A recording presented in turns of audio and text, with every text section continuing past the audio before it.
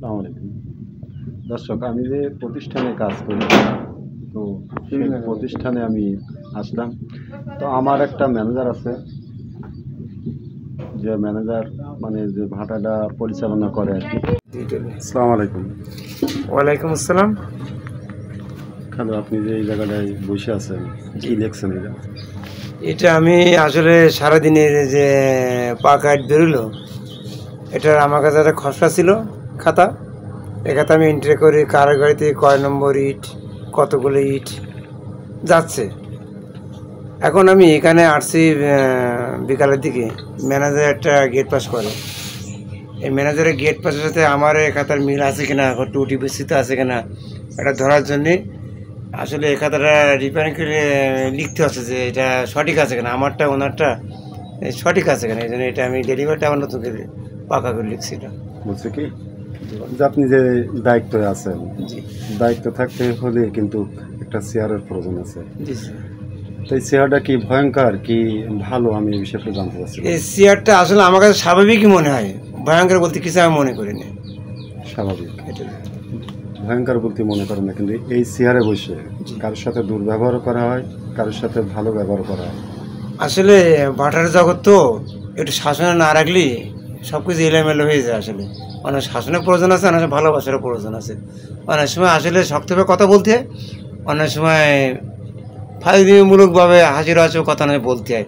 সব কিছু মিলে ঝিলে থাকায় আসলে সব থেকে বেস্ট মোটামুটি। বলছি যে এই জায়গায় তো সাধারণ গরিব মানুষই আসে, কর্মজীবী, তারা সাধারণ গরিব মানুষ।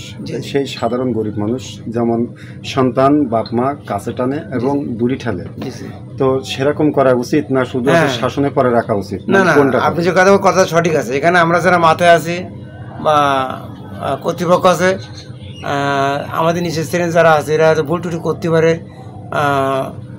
এলোমেলো কাজ করতে পারে। এক্ষেত্রে আমাদের তাদের সন্তানের মতো দেখা উচিত, এতে আমাদের গ্যাপটা পূরণ হয়, ওদের আশা আকাঙ্ক্ষাটা পূরণ হয়।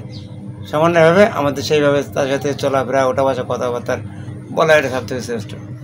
এই যে কষ্টজীবী মানুষ, সাধারণ যারা আমরা গরিব মানুষ, কর্মজীবী লোক, জি জি, যে পরিশ্রমের কাজ, সেই কর্মের পরে ভুল তো স্বাভাবিক হতেই পারে।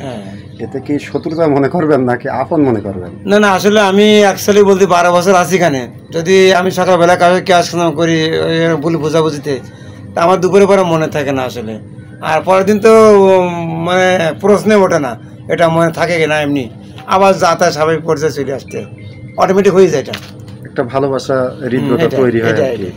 আসলে যে কোনো জিনিস ভালোবাসার পরে কিন্তু শত্রুতা আসে, আর শত্রুতার পরে কিন্তু ভালোবাসা আসে। এই সমন্বয় এটা আসেনি আসলে, আমার দেখতে নেই এই জন্য কোনো সমস্যা আসছে না, আমার মনে হয় না এটা। যাক, আলহামদুলিল্লাহ। তো আপনার কাছে এতগুলো কথা শোনার প্রশংসা আমার এইগুলো আসলো যে আসলে ভালো মানুষের কিছু কিছু নমুনা পৃথিবীতে থাকা উচিত এবং থাকতে হয়, সে বিষয় কিন্তু আসলে আমি আপনার কাছে এতগুলো প্রশ্ন করলাম। তো প্রশ্নগুলো করাটা আমার উচিত হয়নি, ঠিক হয় না, তারপরও কিন্তু ভালোবেসে আপনার কাছে অনেক কথাগুলো জিজ্ঞেস করা, আবেগ ছিল একটা। তো আপনি যে দায়িত্ব আছেন এই ভাটার, এত বড় একটা প্রতিষ্ঠান, কোটি কোটি টাকার প্রতিষ্ঠান,